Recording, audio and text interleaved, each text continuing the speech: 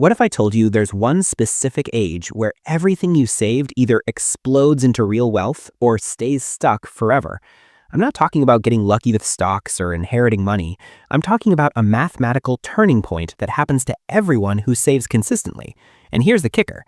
Most people quit right before they reach it. Hi, I'm Matt. On this channel, I break down the real math behind building wealth, and I help you avoid the mistakes that keep most Americans from ever reaching financial freedom. If that sounds valuable, go ahead and subscribe, because what I'm about to show you today challenges everything you think you know about retirement savings. You've probably heard that around 9% of American adults are millionaires. That's roughly 9 out of every 100 people you see at the grocery store, stuck in traffic, or walking past you on the street. They've crossed that $1 million net worth threshold. Sounds pretty common, right? Like becoming a millionaire isn't that special anymore. But here's what those statistics don't tell you. Most of those millionaires didn't accumulate $1 million in investable assets. They're what I call hidden millionaires. Their net worth includes everything they own, their home equity, their car, maybe some collectibles, minus whatever debts they're carrying, like mortgages and credit cards. Strip away the house, strip away the non-liquid assets, and that 9% millionaire rate drops dramatically to just 2%. That's 1 in 50 Americans with actual liquid wealth they can access. And there's something even more revealing in the data. According to the Federal Reserve, the median net worth for American households peaks between ages 65 and 74 at around $410,000. That already includes home equity. The typical household never even gets halfway to $1 million in net worth. They reach 41% of the way there, and that's it. For investable assets, the numbers look even worse. So if most people never make it, and the few who do take decades to get there, when does the magic actually happen? When does consistent saving finally turn into real compounding wealth? That's what we're unpacking today, because there's a specific age range, a critical decade where your money either takes off or stays flat forever. And understanding this timeline might be the difference between retiring comfortably and working until you physically can't anymore. Let's start by understanding why that 9% millionaire statistic is so misleading. When someone tells you they're worth $1 million, your brain probably pictures liquid wealth, money in the bank, a fat brokerage account, assets you can actually use. But that's not usually what it means. Take someone who bought a house in a high-cost area back in the early 2000s. Maybe they paid $400,000 for it. Fast forward to today, and that same house is worth $1.2 million. It's fully paid off. On paper, they're a millionaire. But here's the reality. They have no retirement savings, no investment accounts, and they're living paycheck to paycheck. They can't even afford basic home maintenance. Their entire net worth is locked in one asset that they can't access unless they sell and downsize, which most people resist doing. This is the millionaire mirage. It's a net worth that exists on a spreadsheet but doesn't translate to financial freedom. When we talk about investable assets, we're talking about something completely different. We're talking about money in bank accounts, stocks, bonds, mutual funds, retirement accounts like 401ks and IRAs, things you can convert to cash relatively quickly if needed. Real estate, businesses, collectibles, sure, they have value, but they're not liquid. They don't count as investable assets even if they're worth millions. That's why the real millionaire number is 2%, not 9%. Only 1 in 50 American adults have $1 million or more in assets they can actually access and use. And when you look at the timeline for reaching that level, it gets even more interesting. The Federal Reserve tracks median net worth by age, and the numbers tell a sobering story.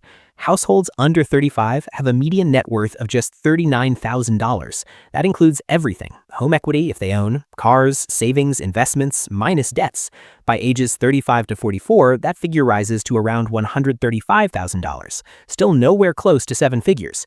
Between ages 45 and 54, it climbs to approximately $247,000. Better, but still less than a quarter of the way to $1 million in net worth. Here's where it starts to get interesting. Something changes in people's 50s and early 60s. The wealth accumulation curve doesn't just continue climbing gradually, it steepens. For households in the 65 to 74 age range, median net worth jumps to $410,000. That's a massive acceleration compared to earlier decades. But here's what nobody tells you. This acceleration isn't happening for everyone. It's only happening for the people who stayed in the game long enough for compound interest to do its job. But here's what the data doesn't tell you, and this is critical. The gap between those who make it and those who don't isn't determined by income level alone. It's not even determined by how much you save in your 20s and 30s. The real determining factor is whether you're still consistently saving when you hit your 50s, because that's when the math finally starts working in your favor in a way that's impossible to ignore.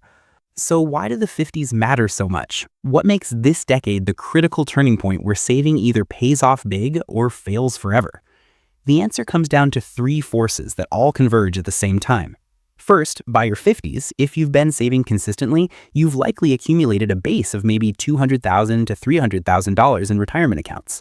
That might not sound like much compared to $1 million, but here's what matters. Compound interest works exponentially, not linearly. The difference between having $50,000 saved and $250,000 saved isn't just the dollar amount, it's the exponential growth potential. Let me give you a concrete example. If you invest $10,000 at age 25 and it grows at 8% annually, by age 55, that's worth about $100,000. Not bad. But here's the thing. Between age 55 and age 65, that same $100,000 grows to $216,000 without you adding a single dollar. In those 10 years alone, your money more than doubles. That's $116,000 in growth happening in the same time period where your first 30 years of contributions only got you to $100,000. This is the compounding snowball effect. In the early years, it feels like you're pushing a tiny snowball uphill. The growth is barely noticeable. You might see $10,000 turn into $10,800 in a year and think, that's it? I'm contributing $5,000 a year and only earning $800? It's demotivating. But by your 50s, that snowball has gotten so big that it's generating more growth each year than you can possibly contribute from your paycheck. Second, by your 50s, your biggest debts are often gone or close to it. The average mortgage is paid off sometime in your late 50s or early 60s. Student loans, if you had them, are long gone. Car loans cycle through, but by this age, many people either buy cars outright or have such short loan terms it doesn't matter much. When those debt payments disappear, suddenly you have thousands more dollars each month available for investing. That accelerates everything. Third, and this is huge, your expenses often drop in your 50s. Kids are done with college or close to it. You're not spending money on daycare, diapers, or funding someone else's life anymore. Your career is established, so you're not spending money on certifications, career changes, or climbing ladders. You're settled. That frees up even more cash flow.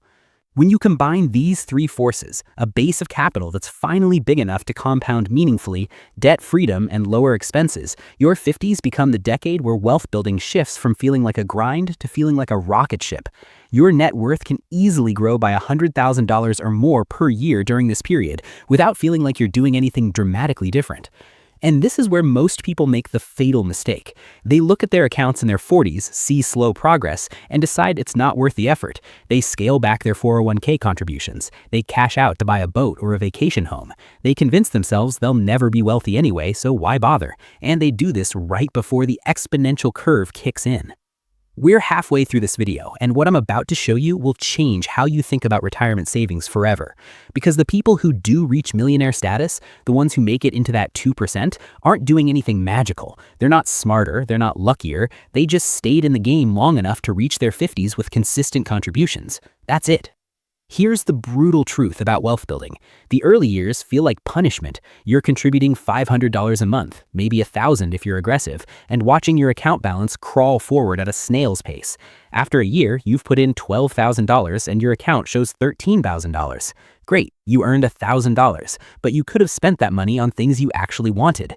This is what I call the invisible tipping point. In the beginning, your contributions are 90% of your balance growth. Compound interest is only contributing 10% or less. It doesn't feel like it's working. So people quit. They stop contributing. They pull money out. They convince themselves investing is a scam for the rich. But here's what happens if you push through. By year 10, compound interest might be contributing 30% of your growth. By year 20, it's 50%. And by year 30, compound interest is doing more heavy lifting than your contributions. Your money is making money faster than you can add to it. That's the tipping point. But most people never see it because they quit in year 5 or year 10 when it still feels pointless. The Federal Reserve data backs this up. Net worth grows gradually until age 50, then accelerates dramatically. Why? Because the people still building wealth at that age have crossed the invisible tipping point. Their money is finally working harder than they are. Now, here's what surprised me when I first dug into this data. The careers that produce the most millionaires aren't what you'd expect. Sure, you've got some CEOs and business owners in the mix, but the most common career paths? Engineers, accountants, and believe it or not, teachers. Engineers make sense. They earn solid middle to upper middle class incomes, usually $80,000 to $150,000, depending on specialty and experience. They're analytical, so they tend to make rational financial decisions. They understand systems and long-term thinking. They save consistently and let compound interest work. Accountants have an edge that's almost unfair. They see everyone's finances. They know what works and what doesn't because they're literally looking at tax returns and balance sheets all day. They see which behaviors lead to wealth and which lead to stress. That insider perspective shapes their own habits in powerful ways. But teachers? That one throws people off. Teachers aren't known for high salaries. The average teacher makes $60,000 to $70,000 depending on location and experience. So how do so many of them end up as millionaires?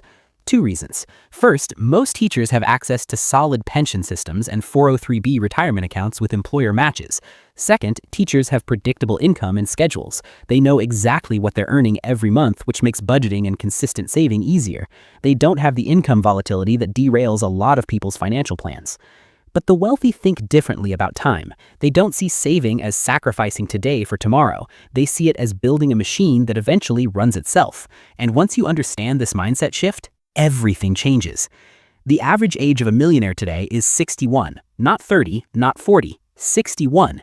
That means most millionaires didn't cross the finish line until they were approaching retirement. They spent decades building wealth slowly, hitting that critical period in their 50s where everything accelerated, and finally reaching seven figures right as they were ready to use it. Compare that to the 1980s when the average millionaire was in their late 50s. Even after adjusting for inflation, it's taking people longer now to reach millionaire status than it did a generation ago. There are several reasons for this. Student loan debt is higher, housing costs have outpaced wage growth in many markets, healthcare expenses are more unpredictable, but the biggest factor? Americans are saving less. Back in the 1980s, the typical American household saved around 10% of their income every year. That's $10,000 saved for every $100,000 earned. It was the norm. People expected to save. It was built into the culture. Today, that savings rate has dropped to about 5%, or even lower for many households. If you're earning $100,000 a year and saving 5%, you're putting aside $5,000. That has to cover everything: contributions to your 401k or IRA, building an emergency fund, saving for a house down payment, saving for a car, funding vacations, covering unexpected repairs. There's no way all of those priorities can be properly funded with such a small amount.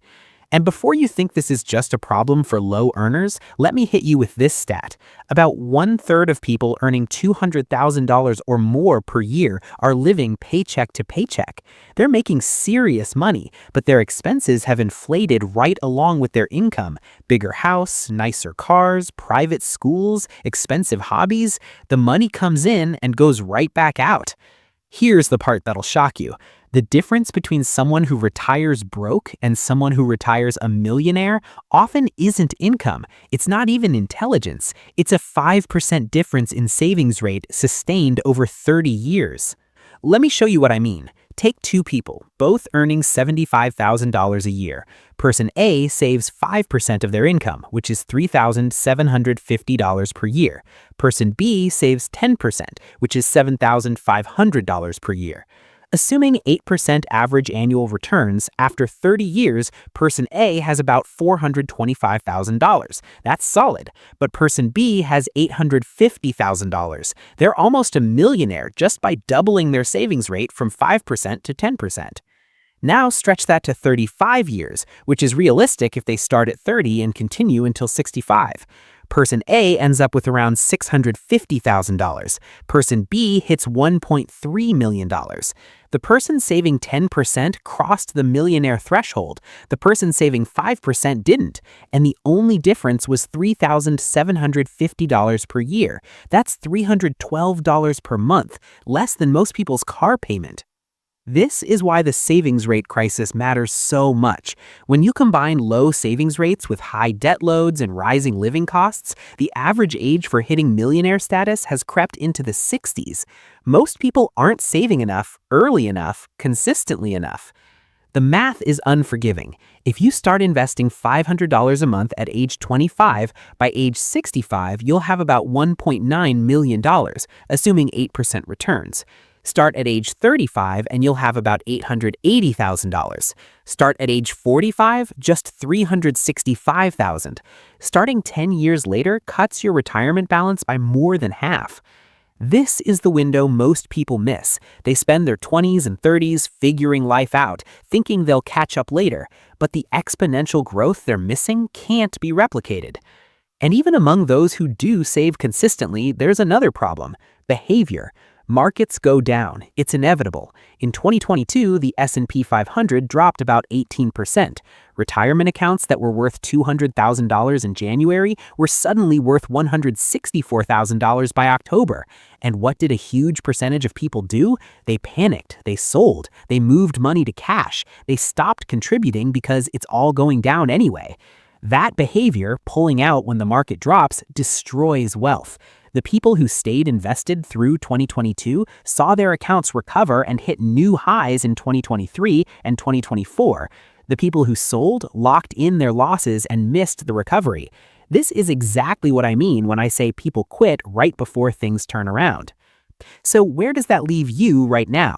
If you're in your 30s or 40s and feeling behind, you still have time. You're not past the point of no return, but you need to understand exactly what's required.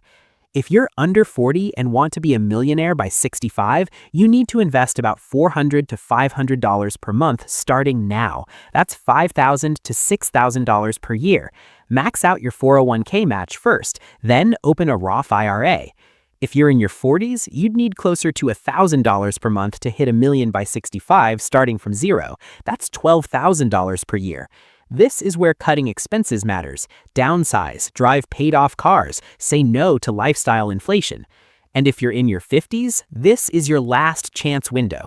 Max out your 401k contributions. The 2025 limit is $23,000, plus an additional $7,500 catch-up contribution if you're 50 or older. That's $30,500 per year.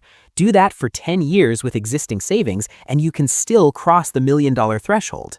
In the next 90 seconds, I'll show you the exact math on what $1 million in retirement really means, because a lot of people say it's not enough. They're wrong. Using a 4% safe withdrawal rate, which is considered conservative and sustainable, $1 million portfolio generates $40,000 per year. That's adjusted annually for inflation. $40,000 by itself isn't a luxurious retirement, but here's where it gets better. Add in Social Security. The average Social Security benefit is about $2,000 per month, or $24,000 per year. If you're part of a couple and both of you worked, that's $48,000 per year in Social Security alone. Now combine them. $40,000 from your portfolio withdrawals plus $48,000 from Social Security equals $88,000 per year in retirement income. That's more than the median household income in America. And because you're no longer saving 10 to 15% of your income for retirement, and because many of your expenses drop, Social Security isn't taxed the same way, $88,000 in retirement goes a lot further than $88,000 during your working years. That's a comfortable retirement for most people. Not extravagant, you're not buying a yacht, but you're traveling, enjoying hobbies, spending time with family, living without financial stress. And all it took was hitting that $1 million threshold in investable assets. The brutal reality is this: most Americans will never see these numbers. They'll reach 65 with maybe $200,000 in retirement savings, or less. They'll rely almost entirely on Social Security, which was never designed to be a primary income source. And they'll spend their retirement years worried about money, cutting back, unable to enjoy the freedom they worked decades to earn. But it doesn't have to be that way. The difference between retiring broke and retiring a millionaire is shockingly small when you break it down. It's saving 10% instead of 5%. It's starting at 30 instead of 40. It's staying invested through the downturns instead of panic selling. It's understanding that the 50s is where the magic happens and making sure you're still in the game when you get there. Let me ask you directly, what percentage of your income are you saving right now? Not what you plan to save someday, not what you wish you were saving. What are you actually putting away every single month? Because if it's less than 10%, you're statistically unlikely to reach millionaire status before retirement.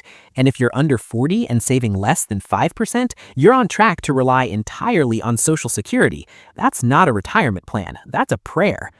The average millionaire is 61 years old. They didn't get there by luck, they didn't inherit it, they didn't time the market perfectly or pick the next Tesla. They just saved consistently, lived below their means, and stayed invested long enough for compound interest to do what it always does, turn small amounts into life-changing wealth.